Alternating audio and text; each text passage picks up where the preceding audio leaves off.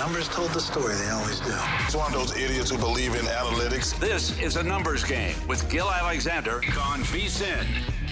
Hour number 2 of a numbers game here. Matt Brown filling in for Gil. Kelley Bydlon behind the glass. Want to kick things off here with our pro tip for the hour. We talked about this very early on, but keep an eye on that Joel Embiid situation. Anything more comes out about this injury or possibly him missing some time, might be time to look at Nikola Jokic or Giannis in that MVP market because, again, he is just sitting as the second shot right now at 4-1. Still get Giannis at a decent price. And, again, if Joel Embiid is not going to play, also leaves him vulnerable for a gap to be even further between the Bucks and the Sixers with everything. So just keep that in mind when we are looking at the MVP market there in the NBA. And since we are talking NBA, we're going to bring in our very own NBA expert. He is Jonathan Von Tobel, JVT. Thanks for joining us, buddy. Yo, what up? How you doing, man? How's the first half? I mean, I know it's further than half, but right. We'll call it. How's the All-Star break, pre-All-Star break been for you in the NBA? It's been difficult for me, to be quite honest. It's been hard to, put my finger on a lot of this stuff as we kind of move forward. I feel like, there's been some even footing found, but still a lot of work to do as we kind of move forward. Feel good about some future positions and whatnot, but really looking forward to kind of dig back into this once the All-Star break's all over with. So we got a tweet, and we were answering this last segment. We were talking about, hey, look, what are some of the in-game strategies for the NBA? And, I don't want you to give all of yours, would take the whole segment, but like, what would you say is kind of your number one piece of advice when it comes to in-game betting in the NBA? I think it's looking to go against like in-game trends. I guess what I'll phrase that is I'll go back to last night, for example. Chicago and Indiana, and I was lucky enough to be part of the NBA BetCast for that game yesterday. And when you saw that first quarter where Indiana only scores 15 points and that in-game total at 1 point, Matt, it closed 227.5, 228, got down to as low as 212.5, 213.5. And one of the cases that I was making when you talk about that and what I mean by going against in-game trends is you would think, oh, this game is a dead under. However, when you look at the fact that the Pacers are a really good second quarter team and that this Bulls bench was not very good, how bad this Bulls offense could be, and how effective Indiana could be in transition, the case I was making on the broadcast was it's a time now to go over, even though this game looks like a dead under.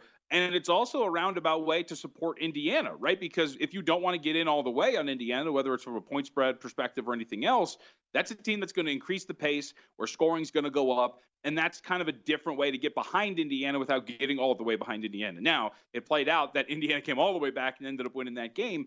But you can also see that not only did it go over the in-game total of 212.5, 213.5, it went over the pre-flop total of 227.5. So for me, that's one of those. I'm not blindly going in, right? And a game that looks like a dead over, I'm looking to bet under, or a dead under looking to bet over. But when there's instances like that where early in games, the market is getting really extreme with these totals. And that's why I like to bet a lot of them in-game totals, not sides. That's what I'm really looking forward to. So we were talking about a couple of different guys. I want to get your thoughts on this because certainly you've probably already dug into what you would maybe think was bettable or something. But a couple of guys going to be on the move. We know that Westbrook and now Kevin Love getting bought out this morning. Westbrook has talked to 4 different teams, Bulls, Wizards, Heat, and Clippers. Were he to sign with any of those 4 teams, would it pique your interest at all in any of them? Not really. I mean, it would pique my interest to go against Chicago. I mean, like, we'll put it this way. So Chicago's lost 5 straight. I mean, but seriously, though, like, so Chicago's lost the same thing, JVT. Really? That's all I'm laughing, yeah. Like, Kelley, like, think about this. So Chicago's lost 5 straight, right? Their offensive rating in these 5 games, guys, is 94, okay? In today's NBA, they're averaging less than a point per possession in those games. For the season, they are now the 6th worst offense in the NBA. What about that screams that you need an inefficient shooter like Russell Westbrook to join you, right? That's not an addition that you need. When I was watching that game last night, I was not like, boy, the Bulls really need a Russell Westbrook type on the floor here right now. No, that's not what they need. They're an inefficient team that doesn't take a lot of threes and is not particularly great at shooting threes or just executing on offense in general. That is not something that you want. And they go hand in hand with Miami. Miami does not need Russell Westbrook. Miami needs a scoring wing. They need a shooter that is a little bit more consistent. They need efficient offense. Both of these teams need efficient offense.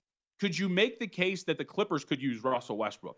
Yes. However, you're making that case in the thought that Russell Westbrook is going to be a traditional point guard when he joins the Los Angeles Clippers, right? You don't need to take double-digit shots a game. You need to be getting north-south. You need to be distributing off kickouts. You need to be starting the swinging around of the ball. You need to be a facilitator, not a scorer and a shot taker. And if he's going to play that role, then you can make the case that Russell Westbrook could fit with the Los Angeles Clippers. But what about this large sample size of data with Russell Westbrook?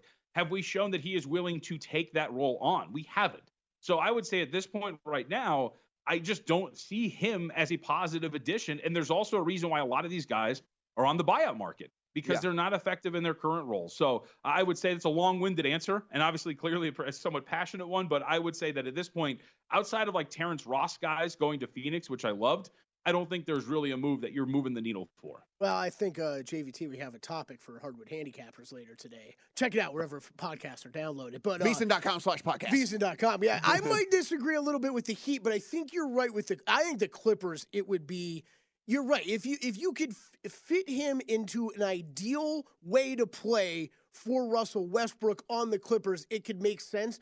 But like you said, we've never seen that before. I don't know why we'd expect it now.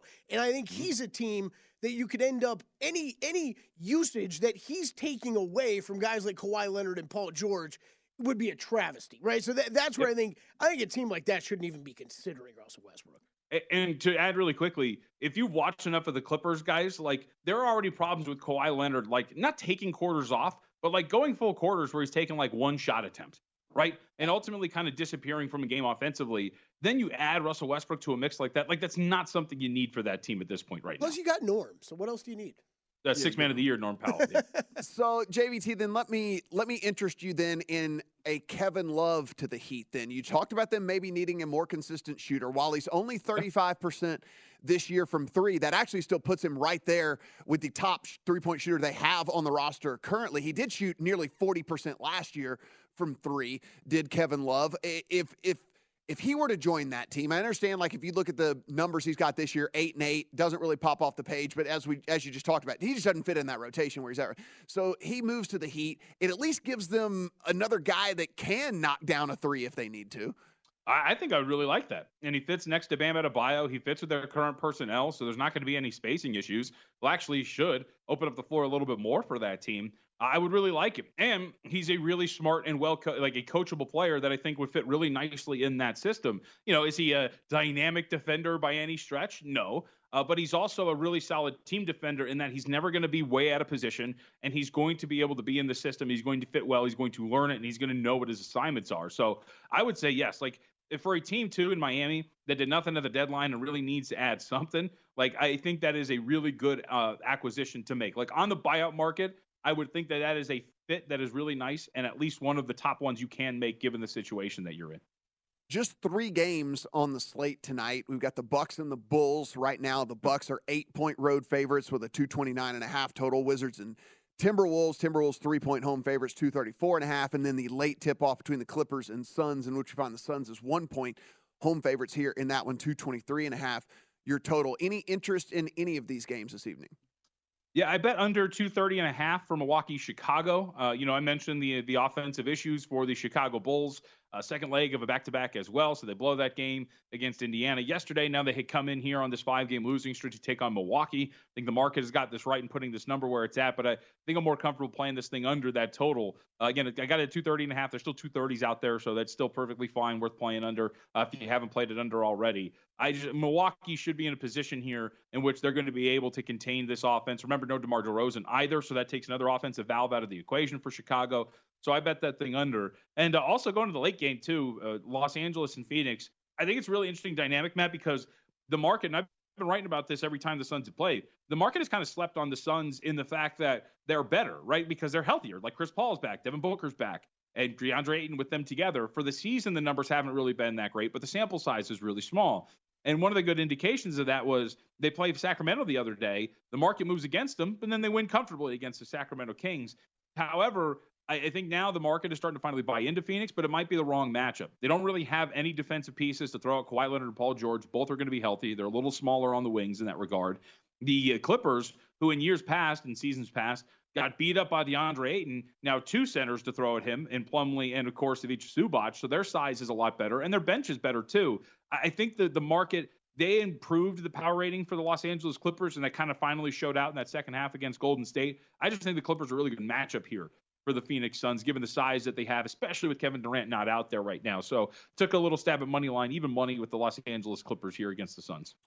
JVT only got about a minute left, but do you agree with the Suns moving to the second shot to win it all, only behind the Celtics? Celtics plus 310 right now. Suns are sitting plus 425. No, I don't, to put it really quickly. I think Milwaukee still should be rated as the second best team, if not maybe the best team in the NBA, especially with the addition of Crowder. Their small ball lineups are going to be great, Matt. Look, we always do this, right? Team gets star, so of course market has to overreact, and you also adjust because you know you're going to get action on that team. But to put that gap between Phoenix and Milwaukee, I think is wrong. I still rate Milwaukee as the best team, so I think the market's getting a little overzealous in the way they've rated Kevin Durant and the Phoenix Suns, who Kevin Durant, by the way, we haven't seen him play yet because he's still not healthy. He is our senior NBA analyst. You can find him on the Hardwood Handicappers podcast alongside Bydlon at least once a week over there. You can find him on the Twitter machine at MeJVT. Thanks for the time today, John. Good to see you guys. Thank you. So, Kelley, I understand he doesn't like the 425, but guess what? Guess what? Someone might have a 20-1 on the desk right now. I might have a 7-1, but it's to win the West. Oh, no, mine's to win it all. I might have a 20-1.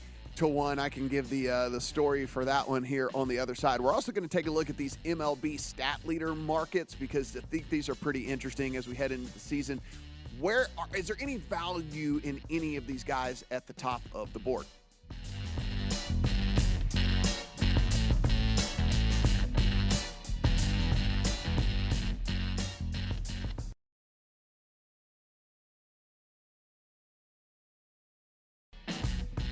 A numbers game on VSiN, the sports betting network. Before you make your next bet, be sure to visit VSiN.com to check out the current betting splits data. Split bets. Want to know where the money and the bets are moving every game? Well, betting splits page is updated with DraftKings odds every 10 minutes, sometimes 9 minutes, so you can see the changes in all of the action. Find out where the public is betting based on the number of tickets and where the money doesn't match the public opinion. You can check it out, not for today's action, but also future events as well. Betting splits, just another way VSiN's here to make you more informed better year-round. Check it out over at VSiN.com, VSIN.com. Matt Brown on the desk for Gil Alexander. The beard behind the glass still here. Kelley Bydlon. Ew. The absolute beard. Looking here as we were going to break, Kelley, I teased that we were going to talk about these baseball statistic leaders. Mm-hmm. And what we're talking about here is you can go in to, we'll just call it DraftKings, and you'll go into Major League Baseball. You can go into player futures, or regular season leaders actually is the tab. And so it'll be home run leader, strikeout leader, RBI leader, hits leader. So you can basically bet on all of these, the season-long totals as to who will end up as the leader in each one of these categories. And, of course, the home run leader, I would imagine, I'm going to guess is probably the most popular of any of these markets. Everybody wants to bet on home runs. I can only imagine that home runs is the one that's actually getting the most attention here. So we'll start off with that one. You can probably imagine who your short shot is. Yeah. I'm going to ask you a more macro question first of betting markets like this, because you're a much bigger baseball bettor than I am. Home runs might be a separate issue when we address this, but are these seem smarter to me right off the bat? If you're going to bet any of these regular season leaders, to look for a longer shot if we're really betting these preseason. It's the only thing that makes sense because, one, the odds throughout the course of the year are not going to shrink that much, certainly on these guys at the top of the board. And then further, I mean, look, injuries still are a thing. So at the top of this board, let's just say this, for example. Aaron Judge is 6-1. Mike Trout is 8-1. They are your two short shots. Alonso is 9-1. But we're looking at Aaron Judge and we're looking at Mike Trout. Well, Aaron Judge, of course, hit 62 home runs last year in 157 games. In 2021, though, he hit 39 in 148 games. 2020 was the pandemic year. But then he only played 102 games in 2019. He only played 112 games in 2018. He had 27 homers in each of those seasons. You really got to go back then again to way back to 2017 for him to have played the majority of a season in which he played 155 games. He hit 52 home runs. So you have the Aaron Judge factor, which is, when he's playing, he's definitely hitting home runs. But the problem is is staying healthy. And then of late, you could say the same thing about Mike Trout, right? So he has played 140 games in a season just one time since 2017. And that's very unfortunate because Mike Trout, when he's in there, is absolutely a beast. So he hit 40 last year, but that was in 119 games, missed a ton of games. He hit 45 in 2019, and that was in only 134 games. If you look in the last 11 seasons for Mike Trout, he has played 1,367 games over those 11 seasons.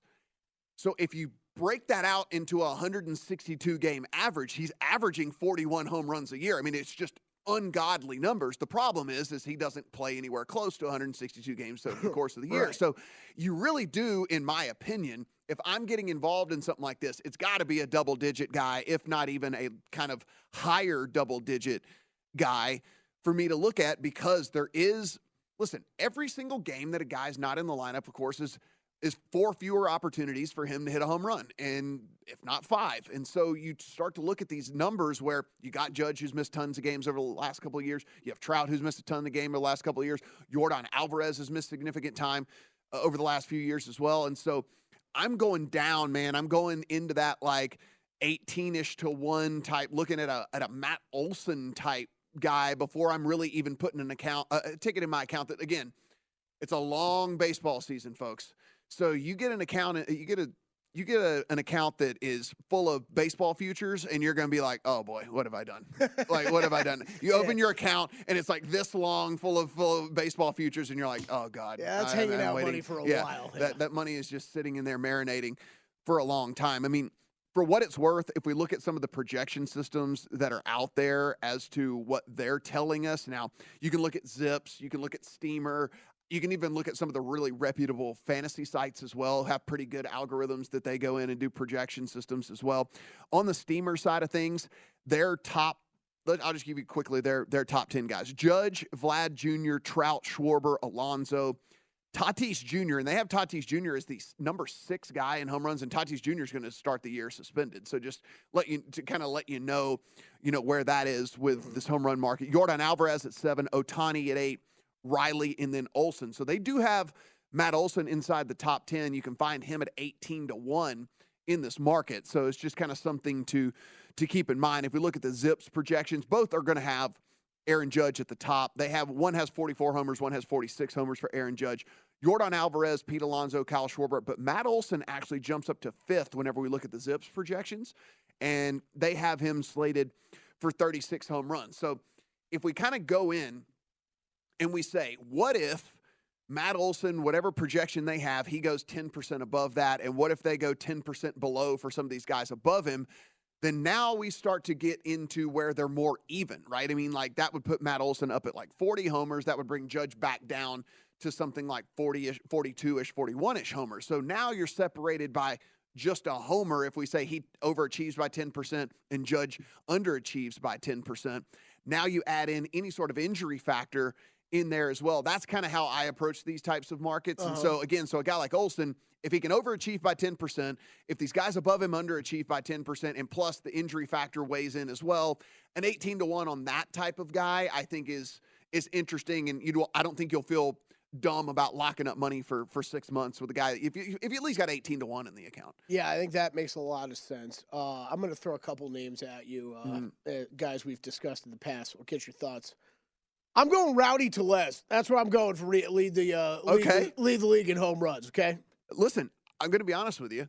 He's actually inside the top 14 of all the projection systems. And boom, stuff there like we that. go. And 55 to 1 on Rowdy. And if anybody doesn't know why Kelley might like Rowdy Tellez, just Google a picture. He's a big guy. Just Google a picture, Rowdy Tellez, and Kelley and Rowdy have partied before.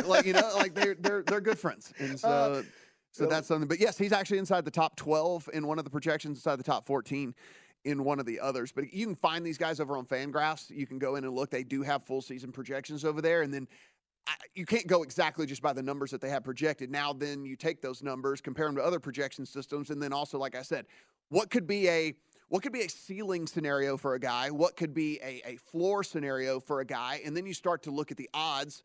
Now compare that to the odds that are posted. And that's why ended up landing on a guy like Matt Olson, where I'm kind of like, okay, his ceiling might actually be 42, and if there's something a little bit under that, then that's something that we can look at as well. Ryan Mountcastle. Oh, the great Mountcastle. Man, he did so well for us for so long, and then just for whatever reason, he just fell right off. We would be on air, and Ryan Mountcastle would hit a home run seemingly every at bat, and then when we started betting on him to hit a home run, he didn't hit a home run for like a month, like for literally, because we were like, you know what? Why are we on air and we're not betting this guy to hit a home run? He's hitting a home run every single time that he steps in the batter's box. Me and Kelley start betting the guy. He goes like in a month-long drought and doesn't hit a home run. Yeah, that's what happens. He's sitting at 70-1 in this market, and I found a triple-digit one for you. O'Neal Cruz at 100-1. Okay, all right. I mean, Matt hates it. That's Matt. If you want a long shot, maybe something like that. If we look at the RBI leader category, you're going to find Judge and Alonso up there again. You're going to see these guys that were up there for the home run title. That being said, it isn't necessarily all correlated here. And the reason I even bring this up is you can look, and some of these guys start to pop onto this a little bit higher onto the odds board with a guy like Kyle Tucker, with a guy like Rafael Devers. These are guys that hit in the middle of lineups that don't necessarily hit a ton of home runs where they would be considered as a home run leader, but certainly get a ton of hits, hit with high average, and again, hit in the middle of lineups. Now, Kyle Tucker and Rafael Devers, the reason I bring those guys up in particular, you have a 14-1, you have a 13-1 on these different guys, and they are projected 2 and 3 in a couple of the projection systems out there as far as RBI for the season. And so that actually, I think, does project a little bit of value, because all three of these projection systems have these guys way, way up at the top, and you could get a 14-1 on a Kyle Tucker. You can get a 13-1 on Devers, as opposed to like half of what you're getting on Judge and Alonso and things like that. So, I mean, I think those are at least guys that are pretty interesting from a betting perspective that don't necessarily pop on the home run side of things, but certainly from an RBI perspective, you could get in there at a little bit longer odds.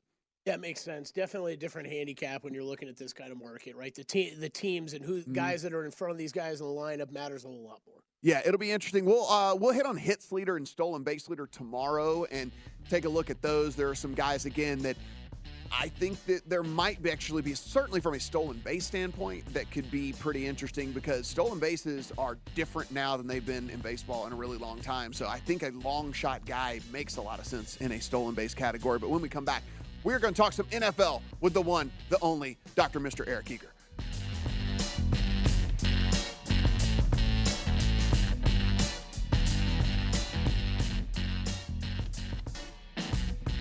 A numbers game on VSiN, the Sports Betting Network. If you are looking for a betting edge on the NHL, NBA, or college basketball, VSiN experts have got you covered. Become a VSiN Pro subscriber for an introductory offer of just $9.99 American, $131.44 Botswani Pula. And VSiN Pro subscribers get access to our daily recap of top plays made by VSiN show hosts and guests. Tools like our betting splits, deep dive betting reports, VSiN betting guides for the biggest games of the season, where experts break down the brackets, the best bets, and all of our daily props. Don't miss out on this limited time offer. Just visit VSiN.com/subscribe today for this introductory offer of $9.99. That is VSIN.com/subscribe. Matt Brown in here for Gil Alexander, rest of the week. Kelley Bydlon behind the glass. And Kelley, listen, man, I was interested in talking some baseball, but boy, the NFL still, I haven't died with the NFL quite yet. And I'm very, very excited to have my friend and yours, Dr. Mr. Eric Eager, here on the program. Eric, how you doing, buddy? Matt, I'm doing great. It's been a week. I thought that after the Super Bowl there wouldn't be much to talk about, but the NFL provideth. Yes, it does, absolutely. And I want to kick things off here. You have moved on from PFF, VP of R&D over at SumerSports now. You can find him on the Twitter machine at Eric Eager _ there. And Eric, I want to first ask you about these couple of coaching hires. We know that the Colts held out and ended up getting the guy I assume that they had their targets on all along, because that's why they held out so long. How do you feel like Steichen is going to fit in with a team that, listen, I was very high on the Colts coming into last season. I thought maybe there was a little bit of gas left in the tank there for Matt Ryan. I thought that there was enough pieces on the offensive side and on the defensive side for them to win that division. I actually had some pretty decent positions on that of course didn't pan out. Do you think that you bring in Steichen and one of these young quarterbacks that they're going to get, that they might actually be in contention maybe? I think so. I mean, that division isn't very good. The Jaguars are ascending, but they have some cap. They have to do some things with the cap this offseason to make sure that they can be compliant. The Houston Texans are, until further notice, not a contender. And Tennessee, what are they going to do at quarterback? What are they going to do the rest of the roster? So, I think the Colts at least have a path to the second position in that division, if not the first one. And you look at with pick number 4, what has Shane Steichen done in his career? He's taken Justin Herbert and turned him into a Rookie of the Year. He got caught up in the firing of Anthony Lynn, so then he goes to Philadelphia. Philadelphia struggles in the first half of the year with Nick Sirianni calling plays. They turn it over to Steichen. Steichen turns Jalen Hurts into an MVP candidate this year, and the guy that played that well in the Super Bowl. So I think he has the goods. Whether or not they get Will Levis, C.J. Stroud, or Bryce Young at pick 4, they move up to pick 1, something like that. They're that one move away, and I think that is going to be the move. And Steichen has shown that he's able to develop young quarterbacks. So we get this report yesterday. Jason Lockenfora comes out and says that he heard from multiple different people that the Bears are open to moving Justin Fields. What do you take from that? Do you think that this is more just, somebody's, this is a friend of a friend of a friend, we're playing this giant game of telephone, and then somehow the message got mixed up? Or do you think that there's actually some truth to this? No, I think there's legitimate reasoning for it. And here's why. I think, with Fields, you're 2 years into his rookie contract already. But you're not really 2 years into his development, right? His first year with Matt Nagy, it was kind of a mess. This last year, they kind of decided to stop letting him throw the ball and just let him run. And, so as a passer, I know that they went after Claypool in large part to try to get an evaluation of Fields, but that didn't really pan out. And so we have an 1,100-yard rusher, at quarterback there, but a guy that took a sack on 15% of his dropbacks, which is 4% more than anybody in the league. We don't really know that much about Fields, and yet we're 2 years closer to having to make a decision on whether or not to pay him than you would be on another guy like Stroud or Bryce Young or somebody like that. And you have that number 1 pick that doesn't come by very often. The other one is, if Fields is going to be a Lamar Jackson type, where you want to build, strong interior offensive line, fullbacks, tight ends, and a defense, that's not the most efficient use of $100 million in cap space. And so, I think what the Bears are thinking is, okay, can we get a more traditional quarterback in the fold? Can we build around him using the cap space that we have, on left tackle, wide receiver, defensive end, corner, the premium positions? I think that they're thinking about, okay, if you get to build a team from scratch, would you have that team be run by a run-first quarterback? And I think the answer is no. And so that's kind of the rub that they're in right now. I guess my question then leads to, is there a market for Justin Fields? I mean, I know there are some very quarterback needy teams out there, but for everything you just mentioned, where you look at the tape, and I think a lot of people did get confused towards the end of the season. They're like, oh, there was all this improvement with Justin Fields. It was like, no, there was offensive improvement because they just let him basically run, 10, 12 times a game or whatever. It wasn't necessarily because of anything he was doing with his arm. So is there a market for Justin Fields? I think there would be, just because he's inexpensive and obviously, he has the athletic ability, he has arm strength and things like that. But you do have to come back and say, if the league thought that much of Justin Fields, he wouldn't have fallen to 11 to the Bears. That is a real thing. So, maybe the market isn't as hot as they believe. But at the same time, I guess the question is what's cleaner? Is trading the first pick for a lot of picks and hanging with Justin Fields, is that cleaner than just taking the quarterback that you prefer at pick 1 and trading Fields? Those are the two questions I guess you have to answer. I do agree with you, though. I don't think I think Bears fans, if the Bears do trade Justin Fields, are going to be disappointed in what the return ends up being.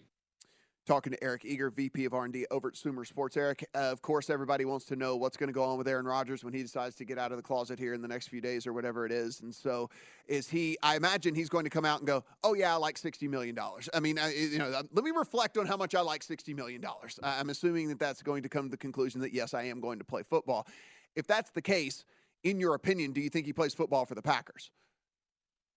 I think the Packers are praying that he retires. As you said, I think that there are millions of reasons why he won't. And from there, I think they'll probably will try to trade him. I know that the cap hit is enormous in doing so, but at some point you have to move on from the quarterback, especially with the decision that needs to be made on Jordan Love's fifth-year option and so forth. So I don't think he plays for Green Bay again. I think there's a decent chance he retires, and that's what Green Bay prefers. But from then, you're moving on to Vegas or the Jets or something like that, in a possible trade.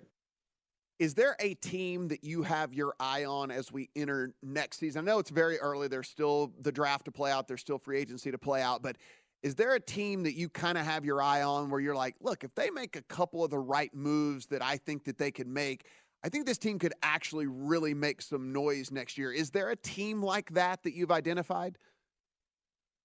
Yeah, I think the Carolina Panthers, for me, are the team. And, it's sort of keeping with my theme of cats with the Lions and Jaguars, now Panthers. I think, Frank Reich's a good coach. They had, a bad run of luck. Ejiro Evero is a really good defensive coordinator that got caught in the numbers game in Denver. They have a really good defense with Brian Burns, J.C. Horn, guys like that on the back end.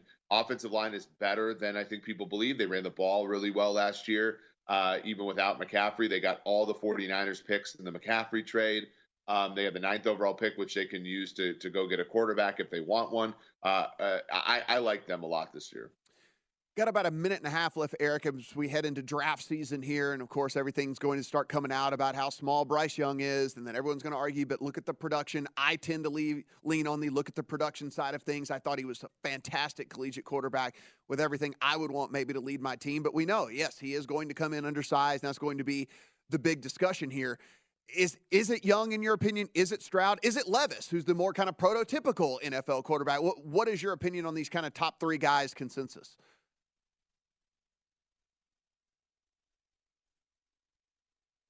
And you know what? I think those three guys are great, Matt. But I'm not Dr. Eric Eager. Seems we have lost Dr. Mr. Eric Eager. He throws real solid numbers. I think that I'm pretty sure he was going to say, you have a 40-1 for Will Levis to go number one overall, so he is the guy that you would go with, right? Isn't that what he would tell us? I'm pretty sure. I think so.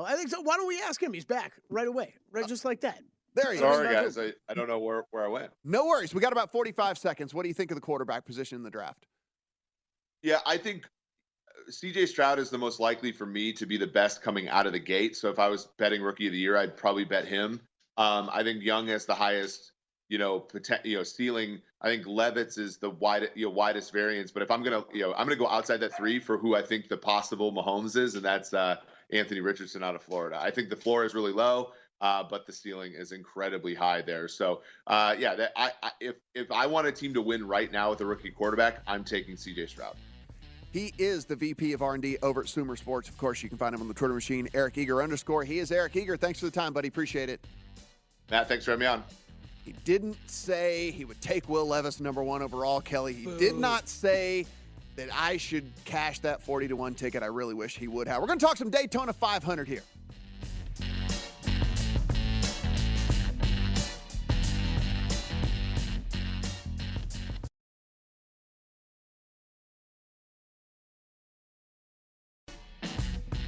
A numbers game on VSiN, the sports betting network. BetMGM, the king of sportsbooks, unleashes the spirit of Las Vegas BetMGM rewards. Every time you make a wager at BetMGM, you can earn BetMGM reward points that you can redeem for online bonus credits like bonus bets and bet insurance tokens. If you're planning a trip to Vegas, you can also convert your BetMGM points into MGM rewards points that you can use towards dining, shows, and hotel rooms at over 20 MGM resort properties located along the Las Vegas Strip and nationwide. BetMGM Rewards is sports betting's premier loyalty program featuring exclusive offers, incredible experiences and valuable perks when you wager on the BetMGM app. Sign up at BetMGM.com or log on to BetMGM app today. Eligibility restrictions do apply. Visit BetMGM.com for terms and conditions. You must be 21 years of age or older to wager. New and existing customers do get this offer. All promotions are subject to qualification and eligibility requirements. Rewards issued as non-withdrawable bonus bets. Bonus bets expire 7 days from issuance. Please gamble responsibly. If you do have a gambling problem, we recommend 1-800-GAMBLER. It is Matt Brown in for Gil Alexander here on A Numbers Game. And we are joined on the desk here by Jeff Motley. Also on Skype, we will have Brendan Gaughan here shortly. Our Gaughan Racing crew. And we got you guys in because the big one is this weekend. Yeah, the Daytona 500. And it's interesting. NASCAR really kind of starts its season with the race they like to call their Super Bowl. Daytona is certainly the one that gets all the attention. So it's going to be a great week down in Daytona. They already started with qualifying on Wednesday night. Going to be running the duels to set the field for the race this evening, and then the big race on Sunday. So, Jeff, I want to start with one question for you here, because a lot of people are going to be transitioning from the NFL season, right? So we have a lot of guys who maybe had a pretty good NFL season, got a little extra money in their accounts, and they're like, you know what, I'm going to try out some of these other sports, some of these other ways that I can bet. What are all of the different ways? Because it's kind of like golf, right? Like, people don't realize you don't have to just bet the winner of the tournament in golf, right? And it's kind of the same way in NASCAR. What are all the different ways you can actually bet a NASCAR race? Well, first off, much like golf, it's very difficult to pick the winner. Right. Maybe golf right now you get Scheffler or Rahm and Right. you figure you got a pretty good shot. Right. But trying to pick a winner, especially in a race like Daytona, is very difficult. We not only have odds to win the race, we have odds to finish in the top three. We have driver head-to-heads. And what Brendan and I talk about a lot on our show and we really like are our group matchups. There's 6 different group matchups, and you only have 4 drivers in those groups. And pretty much the favorite is usually somewhere in the plus 200 range, and the long shot's usually in the plus 300 range. And you've only got to beat 3 other guys. So you're not really worried about your guy winning the race. Just beat those other 3. That's one of the big ones that we really like. And then we've got some props. There are manufacturer props, like who is going to be the highest finishing manufacturer. Is it going to be a Chevy? Is it going to be a Ford? Or is it going to be a Toyota? So there's a lot of different type of things like that. We can also compare race teams, whether it's Hendrick Motorsports or whether it's Penske or Joe Gibbs Racing. So there's a lot of different things you can do. I guess it's kind of like doing all the props during the Super Bowl. We've got a lot of different props we can do every week. But I imagine those markets that you just spoke of, kind of like in golf, it's a way to kind of keep your bankroll level across between hitting these outrights, right? Because, like, if you only are betting the race winners, you mentioned it's very hard to pick who just wins the race. One guy wins. And so you have to kind of keep those in the portfolio as well to keep your bankroll level. Right. And it kind of depends on the race. Like, for example, Daytona, you got 30 guys that can win at Daytona. Now, the next week we're going to go to Fontana, California. There's probably not but 12 or 15 guys that can win. So the numbers are going to be a lot different. You know, sometimes those head-to-heads are great. At Daytona, head-to-heads are not going to really get you very much, but they might at Fontana. So we have Brendan on Skype there, Kelley? Yeah, we're good. Brendan, I do want to ask you, so we have a season in the books of the new car, and I know I listened to you guys last year where there was a little bit of question marks around just, you know, exactly what that would look like. Now that you have a season under your belt, what do you feel? What did you learn? How do you feel about the new car? Yeah, you know, as many things we learned about the new car, we still have questions about it. I mean, it was amazing last year, that new car. And if you look at how we did on the old Gaughan Race and betting pool, it showed that it was a difficult season for us. But, you know, in the end, this new car has proved out that it leveled the playing field, which as a bettor made it a whole lot more difficult to pick and choose your winners, because this car leveled a lot. So that's why you said it. Picking a 40-man horse race is tough to do. But picking a top 10, picking a top 5, picking all these different runs, that's where these different, you know, props you get, that's where it comes. I mean, hell, even DraftKings has top 10s, top 5s. You can get out of just top 3s. There's all sorts of action you can bet across the board in NASCAR to make it where you can get bang for your buck and get value for that unit you're trying to bet. And Brendan, do we have any additional changes this year with everything, or can we really kind of look back to last year as a full season of data and feel pretty confident as we move forward into this year? You know, we can definitely take data from last year. You have now a full season. You have a couple of times we've raced on the same track. So we do have that data. But what we're really looking at now is which teams, look, everybody knows cubic dollar wins the day. And the big teams started to rise near the end of the season. Everybody got better at the start. This thing leveled the playing field. But you did see the cream start rising at the end of the year. You still got a champion out of the the Penske group. You still got the championship 4 out of the big teams. I think you're still going to see that. This new car has a few other things, few little changes, but now we have the data. We can kind of pick and choose, other than the Daytona 500, what Jeff was just talking about. We can kind of now say we know where the season should be going. We should have a better number on our betting skills this year. Here with Jeff Motley and Brendan Gaughan of our Gone Racing podcast here, wherever you can find podcasts, and also VSiN.com/podcast. Jeff, one of the things you said that stuck out to me that I want to ask you about, you said there are 40 different guys that can win this race, but next week there's only 15 or something like that. What makes this one so incredibly wide open? Well, part of it is the rules make the cars very even. So the cars are being restricted by how fast they can run. We used to call them restrictor plates. They call them tapered spacers now. But what that does is it just levels the playing field. So these cars are going to run in tight packs. You may see every car in the field in one big draft. I mean, literally separated by 1 second when they cross the finish line. So that's why this race is so hard, because it's almost about getting in the right line at the right time and, as Brendan will tell you, avoid the big wreck, because there's going to be a big wreck. At least one of them. We know that's going to happen. Or 2 or 3. So Brendan, we look at the top of the odds board here.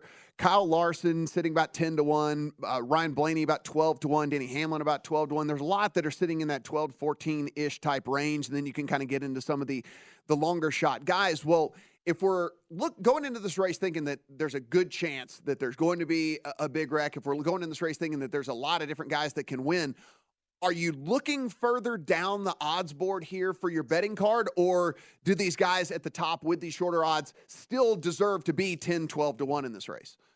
Well, you've already seen Kyle Larson move down. He was 12-1 at the Open. Now after qualifying, he's moved to 10-1, and these numbers will move again after the duels tonight at Daytona on Thursday night. So you definitely are going to see numbers move quickly. So if you want to get the early lines, you get on them now before the lines start shaking up. But there is a lot. I mean, just the page you have, last year's winner is 20-1 sitting on that page. I mean, that's last year's winner. That's the guy that has reached victory lane. And forget about the guys that aren't even on this page that are 40-1. Jimmy Johnson is 40-1. Austin Dillon is Daytona 5 winner, 40-1. There are a lot of value all around this board. Dillon's gone down to 25-1 already. People betting him down. So, I mean, it's definitely a volatile market. You got to jump on these things early before the duels, because the numbers will shrink in those bigger ranges. Nobody will get less than 10-1, but those numbers will start to shrink in that value range, that 25, 30, 40. And any of those guys can win right there. I mean, you look at that board, Ryan Preece, Austin Dillon, C. Bell, Kevin Harvick. These are all guys that are a threat to win this thing. Alex Bowman, they're all 20-1. After the duels, they're going to shrink down to 15s, 13s, 12s. Jeff, you got any bets in your account yet? I tell you, the Jimmy Johnson at 40-1, I know he hasn't raced NASCAR in a couple of years, but he hasn't forgotten how to race, and we know that car is going to be good. It's going to be fast. That's a big number on a guy that's a 7-time champion. Jimmy Johnson, 40-1. If I'm going to take a winner and try to make some money, that'd be the one. Brendan, you got a couple of bets you like? Yeah, listen, we can't give away the Gone Racing show too early for you. Come on, we got to save a little something. But listen, I'm going to be a homer. My 62 team with Austin Hill's in there. He's at 70-1. I'm an Austin Hill guy. Got to go there for you. Now, the manufacturer, there's only Chevy, Ford, Toyota to be able to pick from. Chevy 120, Ford 150, and then Toyota all the way up at 320. Is there a reason Toyota, is that just the quality of the drivers, the amount of drivers? Why is the number so much bigger there? That's a numbers game. It's exactly what that is right there. There's not as many Toyotas in the field. So the Chevrolets have got more cars in the field, so therefore their odds are going to be better. Gotcha. And then from a group betting standpoint, as you mentioned, what are you looking at specifically in those? Are you looking at guys that you like anyway, and then you're like, okay, well, I'd rather like them in that group? Or are you actually looking at who some of these guys are paired up against? I think who you're paired up against, because I think sometimes if you get 3 guys from the same team in a group, and the 4th guy in the group is a different team, that might be the guy to take a look at, because these team deals, those guys don't want to get out of line too much until it's the last lap. Man, I am up and ready for this, guys. I'm going to get some bets in my account come tomorrow. Kelley, Bydlon, you better get some bets in your account as well. Hey, man, what we discovered last year, Super Speedway live betting, it's chaos out on the track. You can get some long numbers in-game. We get one big wreck, they said, so we might as well take some longer shots here along the way. Thanks so much to Jeff Motley and to Brendan Gaughan. And again, you can catch Gone Racing on VSiN.com/podcast and wherever your podcasts are listened to. So be sure go in and subscribe, rate, and review on that. Matt Brown coming back tomorrow for a numbers game.